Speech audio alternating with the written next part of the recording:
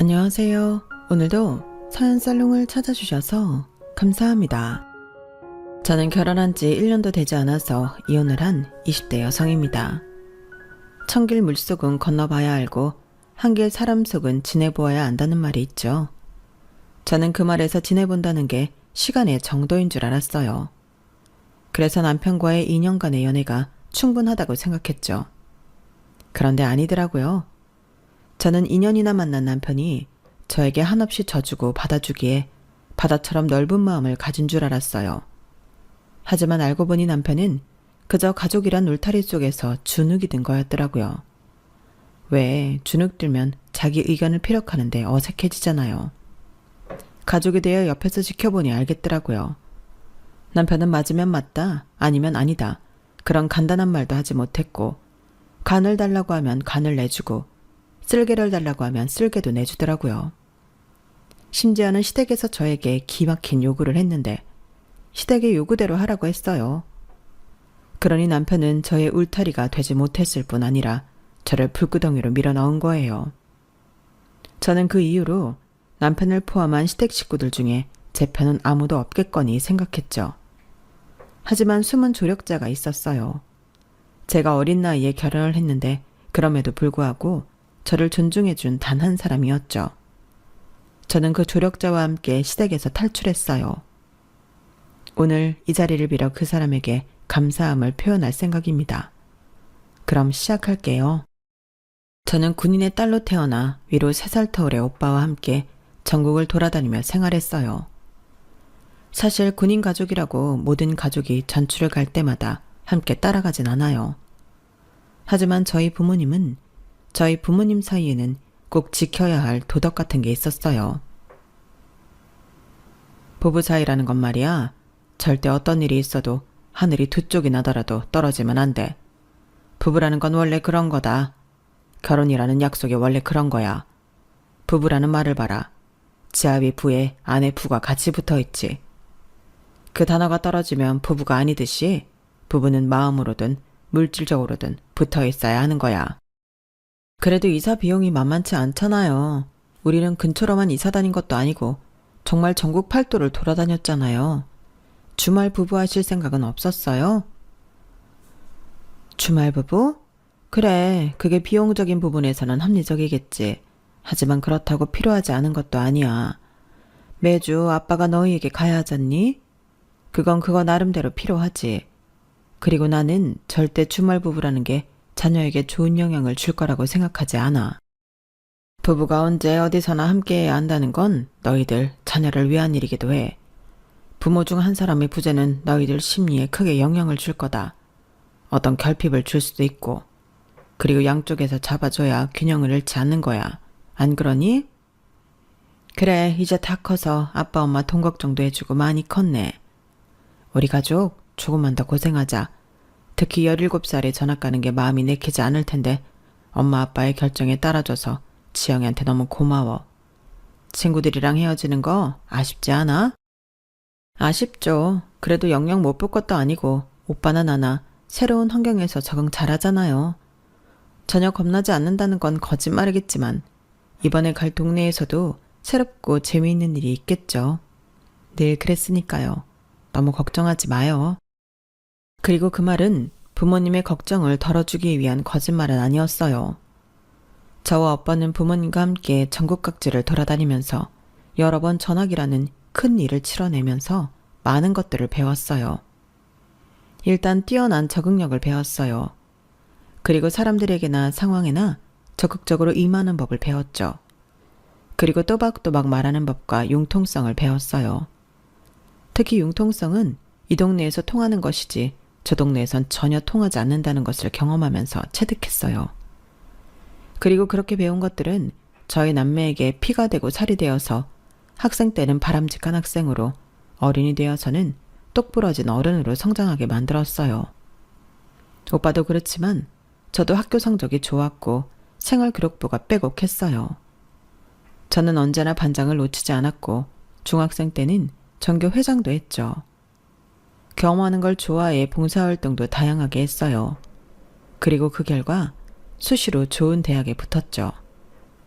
그래서 엄마나 아빠의 친구들은 저희 남매를 보고 늘 그랬어요.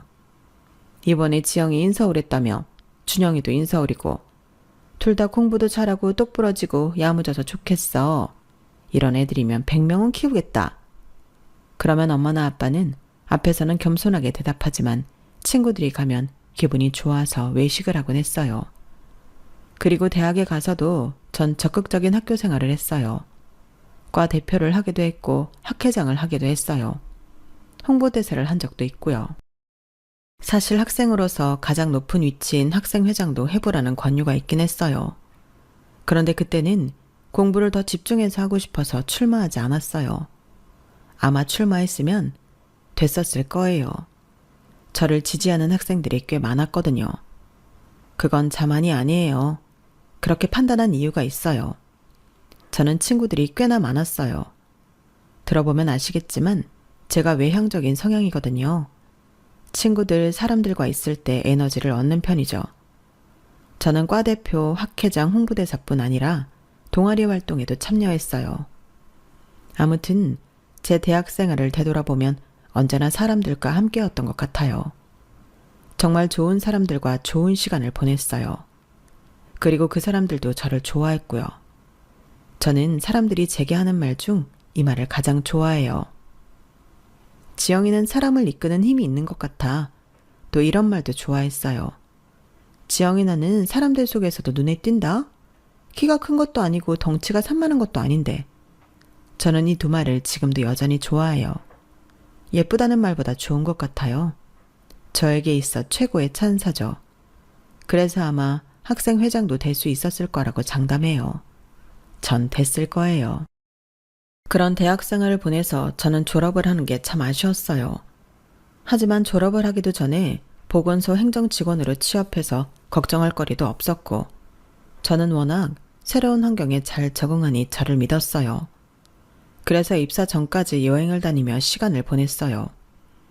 저는 처음 살아보는 도시로 이사를 했지만 정말 걱정이 없었어요. 변화에 적응하는 것, 그게 제 장점이라고 생각했으니까요. 그리고 친구들이 해준 말도 온전히 믿었어요. 사람을 이끄는 힘과 눈에 띈다는 칭찬을 말이에요. 그게 저를 주문처럼 지켜줄 거라 믿었죠. 하지만 입사 첫 주 금요일에 퇴근을 하고 저는 크게 괴로워했어요. 보건소 다들 가보셨죠? 무척 조용하고 답답하고 지루하잖아요. 그 공간 자체가 저를 압도하고 클래식이 나오는 클럽은 없듯이 공간이 지루하니 지루한 일만 가득하더라고요. 더구나 저는 보건소 공기에 흐르는 소독약 냄새가 적응이 안 되더라고요. 그리고 사람들은 왜 이렇게 소독솜을 지정된 장소가 아닌 휴지통에 버리는 건지, 보건소에 들어오는 사람들의 표정은 왜 저렇게 퍽퍽한지 저는 맥을 못 추겠더라고요. 그리고 인간관계도 대학생활과 너무 달랐어요. 직장을 다니기 전까진 인간관계라는 게 늘 우호적이고 친밀한 것인 줄로만 알았는데 직장에서의 인간관계는 제가 아는 것과 친밀감의 깊이도 노력의 정도도 다르더라고요. 친밀감은 도시의 얼음장보다 얇았고 노력을 원하지도 않더라고요. 모두 저를 부담스럽게 생각했어요. 어떤 분은 저에게 조금 나댄다고 했고요. 오버하지 말라는 말은 수도 없이 들었어요. 그래서 그렇게 말하기를 좋아하는 저는 입을 다물었어요. 외향적인 제가 입을 다문 만큼 저는 상처를 많이 받았어요. 하지만 직장 사람들 모두 그걸 알아주지 않더라고요. 오히려 조용해지니 좋다고 말했어요. 거기에 저는 또 상처를 받았고 주중을 퍽퍽하게 보냈어요. 이제 제가 그 퍽퍽한 표정의 사람들 중 하나가 되었죠. 그리고 우습게도 그때 저는 첫 연애를 시작해요. 난생 처음 느껴보는 외로움에 사랑은 모기의 입처럼 깊게 저를 쑤셨거든요. 그리고 그래서 그런지 26세 시작한 첫 연애에 결혼까지 하게 되었어요. 제 친구들은 물론 부모님도 놀랐죠. 상대는 같은 보건소에 근무하는 9살 연상의 방사선사였어요. 친해진 계기는 제가 입을 다물고 난 이후였어요. 저는 시위하듯 점심을 먹은 자리에서도 아무 말을 안 했고 남편은 그런 제가 안쓰러웠는지 점심을 먹고 따뜻한 두유를 건네더라고요. 몸 좀 녹여요. 저는 그 말이 마음을 녹이라는 말처럼 들렸어요.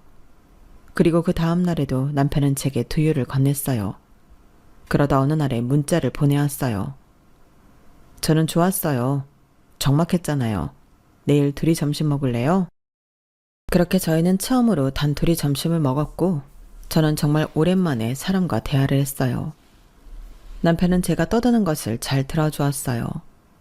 사실 지금 생각해보면 대화가 아니라 일방적이었어요. 남편은 그저 반응만 했죠. 하지만 그것도 좋았어요. 고마웠어요. 그렇게 몇 번 같이 단둘이 점심을 먹었고 저는 남편에게 기대기 시작했어요.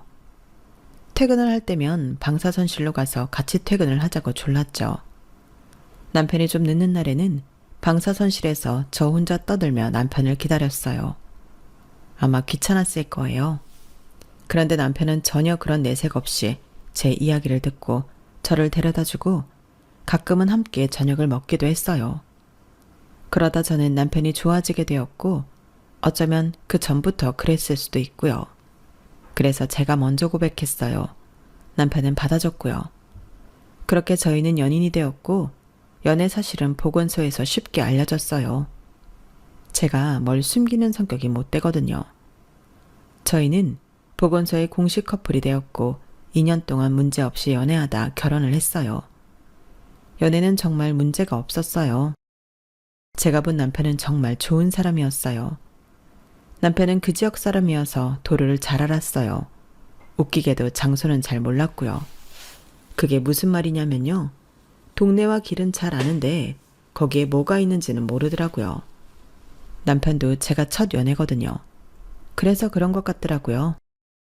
아무튼 그 지역 사람인 남편은 저를 제가 찾아본 이곳저곳에 많이 데려다 주었어요. 그리고 처음엔 그 지역을 나중엔 다른 도시로도 데려다 주었죠.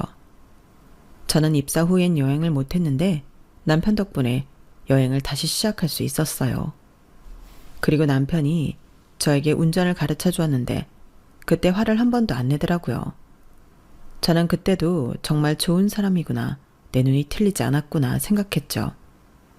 저는 연애를 해본 적은 없지만 남편과 연애를 하면서 남편이 소울메이트 같았어요. 그만큼 잘 맞는다고 생각했죠. 저희는 연애를 하면서 싸운 적도 없어요. 결혼을 안 할 이유가 전혀 없었어요. 하지만 사실은 결혼을 못할 뻔했어요. 저희 커플의 첫 위기였죠. 때는 상견례 때예요. 저희 부모님뿐 아니라 시댁에서도 저희를 반대했어요.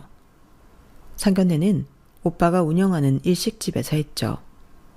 처음엔 시댁 근처에서 하려고 했는데 아무래도 오빠 가게에서 하면 공짜로 할 수 있고 그래서 제가 오빠한테 초대해달라고 부탁했어요. 초대를 한다고 하니 시댁에서도 기꺼이 저희 가족이 정착한 도시로 가겠다고 하셨고요. 저는 하루 먼저 친정에 가서 시간을 보냈어요. 그래서 저희 친정 식구들이 먼저 가게에 도착했죠. 오빠는 음식을 준비하느라 분주했고 저와 엄마 아빠는 조금 긴장했어요. 그리고 약속 시간에 딱 맞춰 시댁 식구들이 도착했어요. 시댁 식구들은 그때 처음 만났는데 식구들이 저희보다 많더라고요.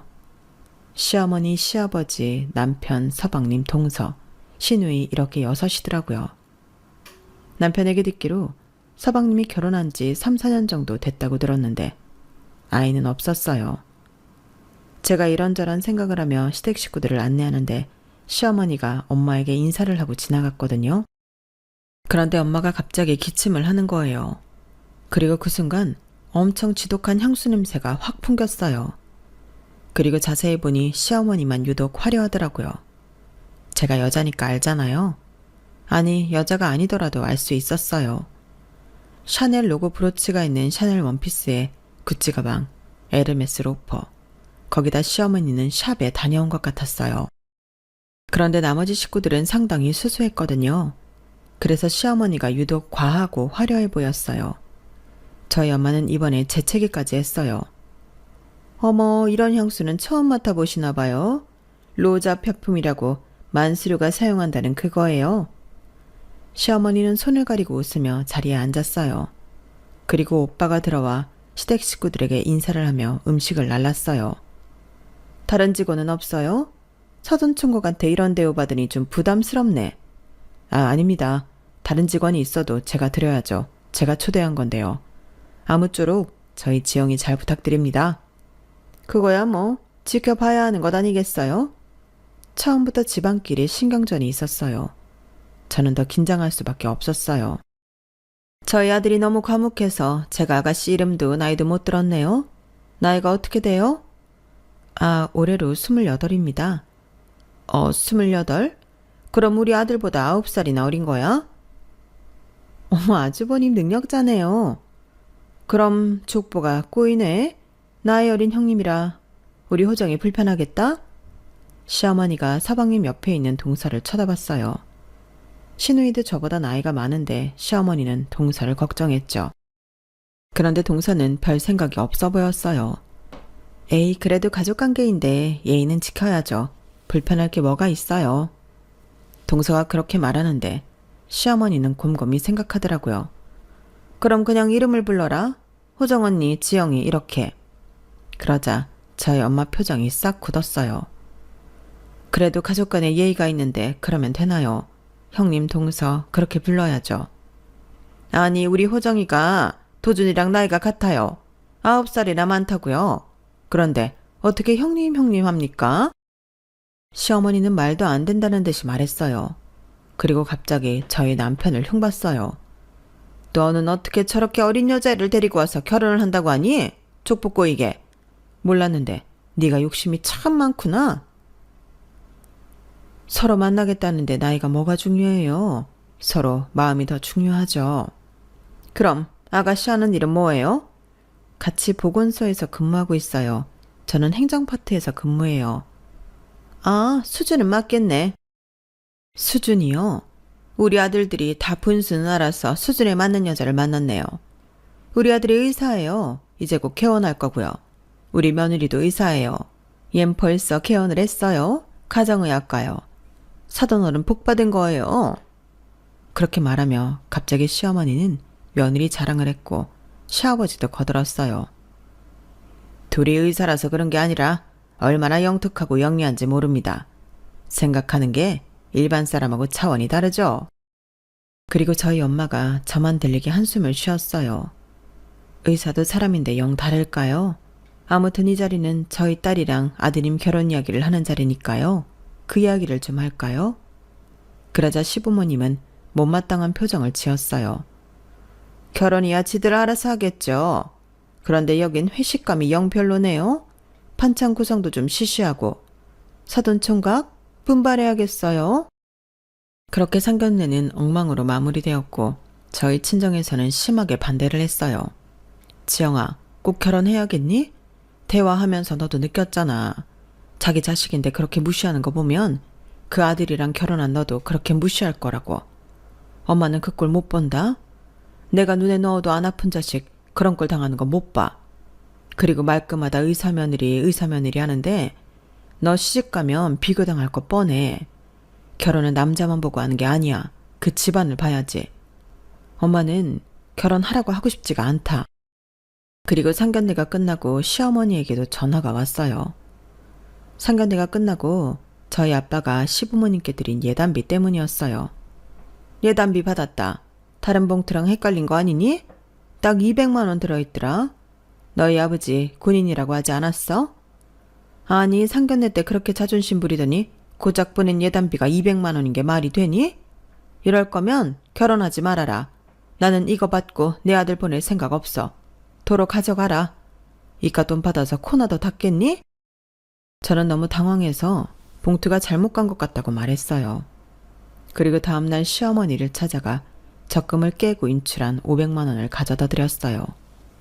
하지만 그것도 탐탁치 않아 하더군요. 그래도 그 이후로 결혼을 반대하니 그런 말은 없었어요. 그리고 친정에는 제가 남편 아니면 안 된다고 정말 잘 살겠다고 말하며 설득했죠. 그래서 겨우 결혼했어요. 그리고 저는 발리로 신혼여행을 갔어요. 발리에서 저는 남편과 달달한 시간을 보냈죠. 저에게 굴러들어온 지옥을 상상하지도 못한 채 말이에요. 저희 친정엄마의 말이 성견지명이었어요. 신혼여행을 다녀온 뒤로는 저는 엄청난 비교의 늪에 빠졌어요. 시어머니가 저와 동서를 죽어라 비교했거든요. 동서가 그 자리에 있든 없든 제가 있으면 시어머니는 그랬어요. 제가 남편이 그 지역 사람이라고 말씀드렸죠. 그리고 남편은 결혼 전에 시댁에 살고 있었다고도요. 즉 저희 부부는 시댁과 같은 지역에 자리를 잡았고 시댁 식구들과 자주 모였어요. 자주 모인 자리에서 시어머니는 저와 대놓고 동서를 비교했죠.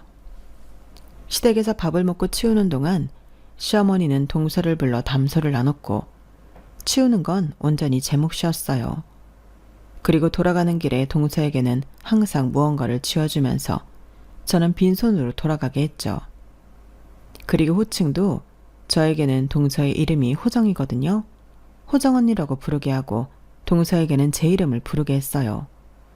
동서가 가끔 저를 형님이라고 부르면 시어머니는 핀잔을 주었죠. 어린 게 꼬박꼬박 형님 소리 듣고 싶니? 그리고 저에게는 늘 일을 그만두고 아이를 빨리 가지라고 잔소리를 했어요. 그러면서 결혼 4년차가 되어 아이도 없는 동서에게는 병원은 잘 되고 있냐? 네가 좋은 일 하느라 고생이 많다. 이런 이야기만 할 뿐 저보다 9살이 많은 동서에겐 아이 이야기는 하지 않았죠. 시어머니는 너무 노골적으로 저를 미워했어요. 의사 며느리를 사랑하는 방식이 이런 걸까요? 아무리 제가 어리고 동서보다 능력이 없지만 그래도 자기 아들이 선택한 여자인데 이왕 결혼까지 시킨 거 예쁘게 봐줄 만도 하잖아요. 그런데 시어머니는 저를 예쁘게 봐줄 생각이 없었어요. 언제는 한번 동서가 시댁 식구들이 모인 자리에서 저에게 집들이는 언제 할 거냐고 물었어요. 미처 생각 못했어요. 언제가 좋을까요? 집들이는 무슨 그 코딱지만한 집에서 뭘 한다는 거야? 호정아 못 들었니? 얘네 집 30평도 안 된다. 그런 집 구해서는 무슨 집들이야 집들이는. 나중에 제대로 장만한 뒤에 해라. 어머님 그래도 식구들 앉을 자리는 있어요. 날짜 잡을 테니까 언제 모여서 식사해요. 참나 난 안 간다. 그 코딱지만한 집에 식구들 모여 다닥다닥 앉아있는 거 생각하면 숨 막혀. 모여서 할 거면 너희들이나 해라. 그리고 호정이는 그때 우리 집에 오고 그리고 그 집에 호정이 외제차 서 있으면 사람들이 이상하게 생각할걸? 저희 아파트에도 외제차 많아요. 그럼 뭐하니? 너희는 취급도 안 해주는 국산차인걸. 국산차가 뭐 어때서요? 저희가 애국자니까 그런 거죠. 애국자는 얼어 죽을 애국자다. 누가 돈 있다가 국산차 사니? 난 그런 사람 한 명도 못 봤다. 아무튼 집들이는 하지 마. 방음도 안 될 텐데 거기서 무슨 이야기를 하겠니? 동네 창피할 일 있어? 동네 창피할 일이 뭐가 있어요. 너 같으면 자식 중에 누군 의사고 누군 보건소에서 사진이나 찍고 있다고 하면 좋겠니? 게다가 자기 수준에 맞는 여자 만난 건 좋다마는 너라고 너 같은 며느리 두고 싶었겠니? 걔는 늘 그렇게 자신감이 없어. 그러니 찍소리도 못하고 너한테 끌려 결혼했겠지. 그 이야기를 듣는데 저는 알겠더라고요. 왜 남편이 시댁에서 연락이 오면 핸드폰을 3초 정도 쳐다보고 전화를 받는지, 왜 남편이 시댁에만 오면 더 말이 없어지는지, 왜 남편이 시댁에만 오면 그 좋아하는 밥도 다 먹지 못하는지 말이에요. 시어머니는 어려서부터 남편과 1살 터울인 서방님을 비교했어요. 시부모님 눈에는 남편은 평범했고 서방님은 영리하고 공부 잘하는 엘리트였으니까요. 시부모님에겐 아픈 손가락이란 없었어요. 오히려 그 손가락을 과감히 잘라냈죠. 처음부터 그랬는지 기대를 했다가 그랬는지 모르지만 사실 시댁에 처음 갔을 때부터 이상했어요. 거실벽엔 온통 서방님에 대한 것들이 있었거든요. 서방님이 이제껏 받은 상장부터 의사 면허증, 사진들, 남편과 신우의 것은 없었어요. 그래도 신우이는 딸이라서 몇 장 사진은 있었어요. 가족 사진으로요. 자기는 왜 없어? 아, 나는 안 찍었어. 그때 남편의 표정은 그다지 좋은 표정은 아니었어요. 조금 민망한 표정이라고 할까요? 그리고 제가 처음 시댁에 온 날 시아버지는 식구들이 다 있는 앞에서 남편에게 말했어요. 이왕 결혼을 했으니 잘 살아라. 그때 상견례 때 보니 네 그릇에 적당한 사람들이더구나. 나와 네 엄마가 실망했을까 싶다면 걱정 마라. 큰 기대를 하지 않아 실망도 없으니까. 네 수준이 여기까지인 걸 누굴 탓하겠니? 잘 살아라. 잘 살면 된다. 그리고 시아버지는 남편과 마찬가지로 밥을 다 먹지 않은 신우이를 쳐다봤어요. 연수 너는 그 애 아직도 만나냐? 네, 왜요? 네 그릇도 거기까지인 거냐? 사람들이 좀 대차게 살아라. 내가 언제부터 너희들을 그렇게 키웠니? 그렇게 키웠죠. 내가 언제 너를 그렇게 키웠어? 나비처럼 나르라고, 구름처럼 떠다니라고 키웠지. 높이 봐, 높이. 고작 거기서 머무르지 말라고. 우린 아직 너한테 기대한다. 그러니까 너희 치과 원장이 몇 살이라고 그랬지? 그 말을 하자 신우이는 치가 떨린다는 듯이 자리에서 일어나 방으로 들어갔어요. 그리고 저희가 모두 갈 때까지 나오지 않았죠. 지금 생각하니 퍼즐이 맞춰져요. 왜 그땐 시부모님이 자식들을 차별한다는 생각을 못했을까요? 그저 기대가 많은 부모라고 생각했어요. 자식을 차별한다니. 저에게 그 말은 파란색 스파게티처럼 말도 안 되는 일이었으니까요. 그리고 이내 저는 시부모님이 저와 동서를 차별하는 것이 자식들을 차별하는 마음에서 비롯된 것이라는 걸 알았죠. 그 생각이 드니 뿌리를 뽑을 수 있을까 싶더라고요. 뿌리를 뽑으려면 남편과 서방님의 차별도 뿌리를 뽑아야 하잖아요. 아주 오랜 시간 동안 자라온 것일 텐데 불가능할지도 모른다는 생각을 했어요. 하지만 그러면서도 이대로 살 수 없다고 생각했죠. 그런데 어느 날 시어머니가 제게 반찬 몇 가지 좀 만들어 오라고 하는 거예요. 그래서 그렇게 몇 번 만들어 드렸어요. 그리고 시댁 식구들이 모여 저녁을 먹는 날 제가 시어머니에게 물었죠. 어머님, 반찬 입에 맞으셨어요? 제가 처음 해본 것들이 많아서 괜찮았어요? 아, 괜찮았단다. 다음에도 부탁하마. 그때는 그냥 그렇게 넘어갔어요. 그리고 몇 번 더 반찬을 해달라고 해서 해줬죠. 그런데 엘리베이터 앞에서 동서를 만났어요. 동서가 제가 시어머니에게 반찬을 드릴 때 쓴 종이 가방을 들고 있더라고요. 이거 뭐예요? 아, 어머님이 반찬해 주셔서요. 이렇게나 많이 해주셔서 겨우 다 먹었어요. 형님도 드셔보셨죠? 그런데 이제 어머님도 나이 드셨나 봐요. 원래랑 맛이 좀 다르더라고요. 그러면서 동서가 종이 가방 안을 보여주는데 저희 집 반찬통이었어요. 저는 뒤통수를 3개 맞은 듯한 기분이 들었어요. 그리고 부엌에 시어머니가 혼자 있을 때 사건의 진실을 물었죠. 어머님, 제가 만든 반찬 동서한테 주셨어요? 동서? 너 자꾸 그렇게 부를래? 호정 언니, 그렇게 부르랬잖아. 어린 게 못된 것만 배워서 따박따박 형님 노릇하려고 한다니까? 아, 네. 주셨어요? 그래, 왜? 누가 먹든 상관없잖아? 그럼 저한테 솔직하게 말하시지. 지금 내가 거짓말을 했다는 거야? 내가 언제 반찬 해달라고 했지? 내가 먹을 거라고 했니? 저는 당연히 어머님이 해달라고 하셨으니까 어머님이 드시는 건 줄 알았죠. 왜? 호정이가 먹으면 안 되니? 그런 건 아니지만 동서, 아니 호정 씨는 어머님이 한 줄 알던데요? 네가 했다고 굳이 말해야 해? 왜? 생색내려고? 저는 이 불편함을 어떻게 설명해야 좋을지 몰랐어요. 그런데 굳이 설명을 해야 하나 싶었죠. 앞으로 호정 씨 줄 거면 저한테 제대로 말을 하세요. 어머님이 저 속인 것 같고 기분이 그렇네요. 어머머, 너도 참 웃긴다. 가족끼리 그럴 수도 있는 거지. 시어머니는 그렇게 말하며 저를 노려보더니 부엌에서 나갔어요. 그리고 그날은 저와 시어머니, 동서만 모여서 시간을 보냈는데 동서가 제사가 있는데 못 가게 생겼다고 말했어요. 그렇구나 하고 넘어갔는데 시어머니가 동서를 보내고 저를 부르더니 이러는 거예요. 너 호정이 제사 가봐라. 아니 가. 네? 제가 왜요? 왜긴 너도 알겠지만 호정이는 결혼할 때 아파트에 왔어. 지금 사는 아파트 50평짜리. 그거 호정이 돈으로만 한 게 아니라 사돈 어르신 돈으로 한 거야. 얼마나 고마워? 그뿐만이야? 대대로 의사 집안에 그 덕에 우리가 병원비 안 내고 진료 다 보잖아. 머리가 아프든 목이 아프든 안 그래? 그러니 아파트에 온 동서에게 감사 표시해야지. 게다가 너 2천만 원 받았잖아 결혼할 때. 그러니까 네가 대표로 가서 인사드리고 도와드리고 와. 시어머니는 제게 얼토당토 않은 요구를 했어요.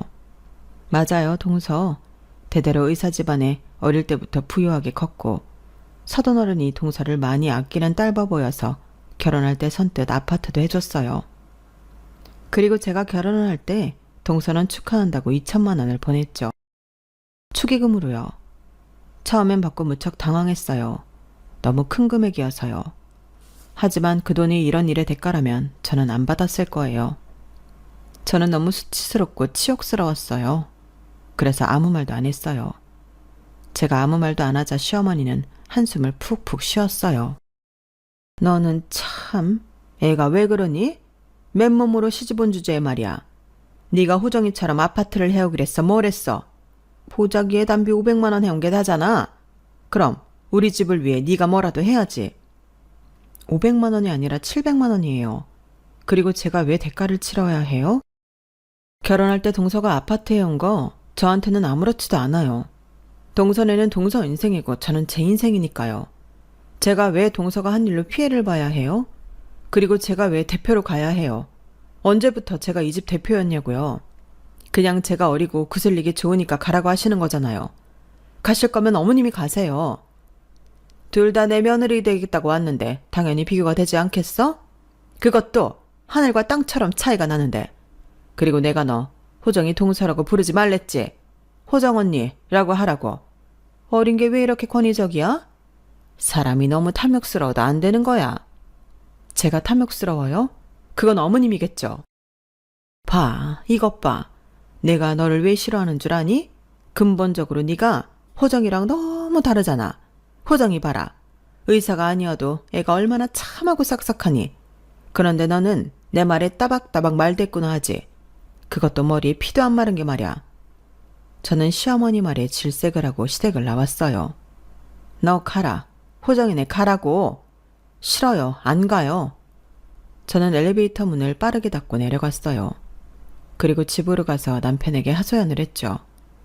그런데 남편의 휴대폰으로 시어머니에게 전화가 왔어요. 저는 스피커폰을 해서 시어머니가 뭐라고 하는지 들었어요. 걔 어디 있니? 거기 있어? 아니요, 아직 안 들어왔는데. 왜요? 걔가 아주 집을 쑥대밭으로 만들어놨어. 아주 기고만장하더구나. 아참 그렇게 사람이 인색하고 은혜를 모르니? 너희들 그러는 거 아니야? 무슨 말이에요?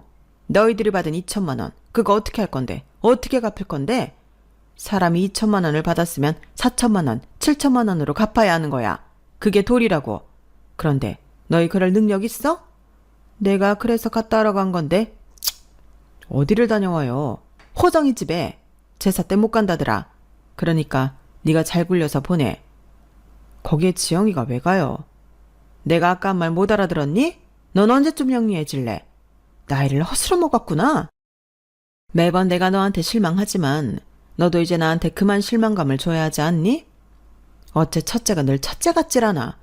그러니 뭣도 모르는 어린 계집이랑 결혼했지. 어쨌든 설득해. 그날 안 가기만 해봐라. 그리고 시어머니는 뚝 전화를 끊었어요. 저는 어이가 없어서 실소를 했어요. 그런데 남편이 슬그머니 저를 쳐다봤어요. 그런데 우리가 2천만 원 받아서 빚 없이 결혼한 건 맞으니까 다녀오는 게 어때? 하루뿐이잖아. 하루가 이틀이 되고 이틀이 매일이 되는 거야. 오빠 왜 그래? 제가 그렇게 말하는데도 남편은 제가 동서 친정에 가길 바라는 눈치였어요. 그래서 저는 결심했죠. 가기로요. 그래서 동서의 제삿날에 정말 동서의 친정으로 갔어요. 동서는 정말 부잣집 딸이더군요. 으리리한 집에 초인종을 누르려니 떨렸어요. 문이 열렸고 분주하게 준비하는 사람들은 저를 뜬구름 잡듯 쳐다봤어요. 안녕하세요. 저는 동서, 아니 호정씨 형님 되는 사람입니다. 아, 그러고 보니 구면이네요. 그런데 어쩐 일로? 상 차리는 거 도와드리려고 왔어요. 동서의 친정엄마는 의아한 표정으로 저를 쳐다봤어요. 저는 그분을 지나쳐 안으로 들어가 부엌으로 향했죠. 그리고 일을 도왔어요. 그런데 동서의 친정엄마가 한참을 저를 지켜보다 제 손을 붙잡더라고요. 이건 아닌 것 같아요. 저희 딸 대신 온 것 같은데 아무리 그래도 사돈 식구들한테 이건 아니죠. 일어나요. 일어나서 온 김에 밥 먹고 가요. 아니에요. 동서한테 제가 고마운 게 많아서요. 도와드리고 싶어서 온 거예요. 마저 할게요. 어른이 말하는데 거절하는 게 어딨어요. 어서 일어나서 손 씻고 거실에 가 있어요. 우리끼리 매번 하던 거고 호정이는 사실 돕지도 않았어요. 우리 남편이 호정이를 끔찍하게 생각해서. 그러니까 거실에 있어요. 차 줄까요? 아니면 커피? 그렇게 저는 차를 얻어 마시고 식사를 대접받기도 했어요. 그리고 집으로 돌아왔어요. 그리고 남편과는 말하기가 싫어서 대화를 하지 않았고 시댁에도 따로 전화를 하지 않았어요. 그런데 다음날 동서가 저희 집에 왔어요. 두 손 가득 선물을 바리바리 싸들고 왔어요. 무슨 일이에요? 형님, 너무 죄송해요. 저희 엄마한테 이야기 들었어요. 제사 때 오셨다고. 일도 도와주시고 같이 이야기도 해주시고 정말 죄송해요. 저는 일단 동서를 집 안에 들어오게 했어요. 집이 좁아 부끄러웠는데 동서는 집이 아늑하고 잘 꾸며놓았다고 칭찬하더라고요. 그런데 왜 가신 거예요? 저 정말 놀랐어요. 동서는 뜻밖이라는 표정이었어요. 그렇겠죠. 누가 동서의 친정에 제사를 한다고 가서 돕겠어요. 제가 한숨을 쉬었어요. 그리고 어머니가 시켰다고 말했죠. 동서가 저한테 준 2천만 원 가지고 협박했어요. 그래서 갔다 왔어요. 네? 그건 축의금이잖아요. 제가 뭘 바라고 드린 건 절대 아니에요. 알아요. 동서 마음은 잘 알아요. 하지만 결혼 시작부터 동서랑 비교당한 나한테는 그게 족쇄였어요. 비교요? 저랑 형님이요? 역시 잘 모르는구나. 이해해요. 원래 맞은 사람만 주먹을 기억하지 맞아보지 않았으면 주먹의 쓴맛도 모르죠. 동서는 모를 수도 있겠거니 막연하게 생각했는데 정말이었어요. 하지만 이해가 안 되는 건 아니에요. 동서는 모를 수 있었죠. 엘리트의 삶을 살아왔고 사랑받는 게 당연했던 동서에게 시부모님이 그런 대우는 당연했고 차별은 받는 사람에게만 유독 더 커 보이고 날카롭게 느껴지니까요. 그래서 저는 하나하나 차근차근 시어머니가 저에게 한 차별을 말해줬어요. 동서는 이해를 못하진 않았어요. 아 하면서 탄식을 하기도 하고 깨달았다는 듯이 굴었어요. 그리고 본인이 더 미안해했고 사과했고 안절부절 못했어요. 그리고 이건 아무도 모르는 이야기인데 사실 저 얼마 전에 유산했어요. 네? 언제요? 동서 반찬 만들어주면서요. 아, 미안해하라고 하는 말은 아니에요. 그때 시어머니가 동서 줄 반찬을 나한테 시켰다는 걸 알고 하지 않겠다고 말했지만 일주일에 몇 번을 새벽에 일어나 반찬을 만들어야 했어요. 그리고 하혈을 했어요. 부끄럽지만 임신한 줄 몰랐어요. 병원에서 너무 무리했다고 하더라고요. 그 순간 어머님 강요로 만들어온 반찬이 생각났고 어머님의 폭언들도 생각났어요. 보건소 일은 아니에요. 문제될 게 없었어요. 저한테 스트레스는 어머님 자체니까요. 제가 많이 미웠겠어요. 아니요. 동서는 저를 존중해준 유일한 시댁 사람이에요. 우리가 9살이나 차이가 나지만 어머니 눈치 보면서도 날 형님이라고 불러줬고 매번 존대를 해줬잖아요. 난 한 번도 동서 미워한 적 없어요. 그럼 가요. 네, 어디를? 시댁으로 가요. 저도 확인해보고 싶고 지금 형님 도와드리고 싶어요. 그게 제가 갚는 길 같아요. 그러면서 동서는 앞장서서 걸어갔어요. 그리고 시댁에 도착했죠. 시댁에 도착하니 시어머니는 또다시 차별을 했어요. 호적이 너는 20대 옆에서도 뒤지질 않는구나. 어쩌면. 저 어머님 드릴 말씀이 있어요. 넌 내가 말을 하는데 끊니? 어차피 안 들어도 다 아는 말이잖아요. 뭐? 한 번도 안 그러던 허정이 네가 왜 그러는 거니? 형님, 하실 말씀 하세요. 저 임신했었어요. 어머님이 그렇게 잔소리하던 임신이요. 그런데 몇 주 전에 유산했어요. 정확한 이유는 모르지만 피로감 때문인 것 같다고 하더라고요. 그러니 어머님 때문에 유산한 거예요. 제 피로는 다 어머님 때문이니까요. 넌 허정이 앞에서 무슨 소리를 하는 거야? 그리고 네가 잘못해서 애 떨어진 걸 왜 내 탓을 해? 그러니 전 어머님한테 위자료 받고 이혼하겠습니다. 이 집구석 정말 지긋지긋해요. 위자료? 나한테? 어떻게 할 건데? 시어머니의 폭언과 무리한 요구로 유산한 경우 정신적 고통을 초래한 행위로 간주될 수 있어요. 위자료 청구가 가능하다고요. 전 이혼 소송할 때 그 이야기 반드시 할 거예요.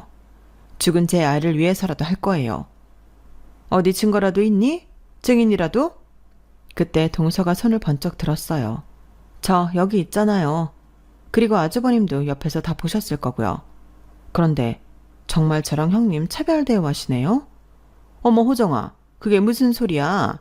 나는 너를 아끼는 것뿐이야. 지금 이 상황이 원효대사의 해골물 같아요. 해골물인 걸 알고 나니 못 마시듯 차별대우인 거라니 어머님 사랑도 사랑 같지가 않네요. 불편해요. 형님 말 들어보니 제가 의사여서 돈을 잘 벌어서 저희 집이 빵빵해서 비교하는 것 같은데 앞으로 지원 다 끊겠습니다. 아니 그거랑 이건 다른 문제잖아. 아니요. 제 지원이 누군가에게 고통을 치료한다면 끊고도 남아요. 매달 들었던 300만 원 잊어주세요. 호정아, 예. 그럼 나보고 다시 밖에서 일을 하라는 거야? 하셔야 한다면 어쩔 수 없죠. 그리고 동서는 제 손을 잡고 일어났어요. 너, 이 기집애가 대체 호정이한테 무슨 이야기를 했길래 착하던 애가 이러는 거야? 너 아주 여우 같은 애구나. 어머님, 저 형님한테 미안해서라도 위자료 받게 할 거예요. 그러니까 열심히 일하세요. 아니 호정아, 우리가 그렇게 좋았는데 저 여우 같은 계집애 때문에 이렇게 되는 게 말이 되니? 300만 원 때문에 그러세요? 그럼 전 형님한테 더 미안해지는데. 형님 죄송해요. 제가 어머님 길을 잘못 들었나 봐요. 그런데 저희는 시댁을 나왔고 엘리베이터에서 웃었어요. 그런데 난 이혼할 거라지만 동서는 어쩌려고요. 이래도 되겠어요? 버릴 거예요. 잘못된 건 바로잡고 버려야 할 건 버려야죠. 이혼한다는 소리예요? 아니요. 남편이랑은 문제 없어요. 아시잖아요. 시댁 문제면 시댁만 버리면 되죠? 그 이야기를 들으니 남편과의 이혼을 다시 한번 생각하게 되더라고요. 하지만 저는 끝내 이혼을 결심했어요. 집에 들어가자 남편은 시어머니와 전화를 하고 있었어요. 격양된 시어머니의 목소리가 들려서 저는 방으로 문을 닫고 들어갔죠. 그런데 닷새가 지나도록 남편이 저에게 말을 걸지 않았어요. 그래서 저는 이혼 조정 신청서를 내밀었어요. 남편은 제가 아무 말도 하지 않았는데 조정 신청서를 작성하더군요. 그래 이혼하자. 뭘 묻지도 않고 따지지도 않는데. 그래 해버리자. 때론 그런 엄마 밑에서 큰 네가 불쌍하기도 했어. 그런데 지금은 아니야. 널 그렇게 만든 건 너희 엄마이기도 하지만 너야. 네 자신이야. 그러니까 넌 평생 바뀔 수 없을 거야. 이렇게 매번 답답하게 살 거야. 나한테 문자는 왜 했니? 점심 먹자고는 왜 했어? 됐다. 다 의미 없어. 이혼해. 그렇게 저희 부부는 이혼 소송을 통해 이혼을 했고 전 위자료를 받았어요. 시어머니의 폭언과 강요가 유산과 이혼의 이유가 되었다는 것이 인정되어서 꽤 많은 금액을 받았어요. 그리고 전 다른 지역으로 이사를 가서 이직을 했어요. 완전히 새 출발을 하려면 새로운 공간에서 해야 하지 않겠어요? 그리고 동서에게 선물이 왔어요. 예쁜 화분에 심어진 식물이었어요. 새로운 시작을 응원해요. 당신은 충분히 이대로도 멋진 사람입니다. 이제 이름 불러도 되죠? 그리고 동서는 시어머니는 건물 청소일을 시작했다고 전했어요. 그리고 남편에겐 어떤 연락도 없었어요. 참 용기 없는 남자예요. 천길 물속은 건너보아야 알고 한길 사람 속은 지내보아야 안다는 말이 딱 맞아요. 여러분들은 한길 사람 속 제대로 보시고 신중한 결정하시길 바라요. 제 사연은 여기까지입니다. 들어주셔서 감사합니다. 매일매일 행복하세요. 여러분, 사연 댓글에 응원과 현명한 조언 부탁드려요. 좋아요와 구독은 저에게 큰 힘이 됩니다. 오늘도 좋은 일 가득하세요.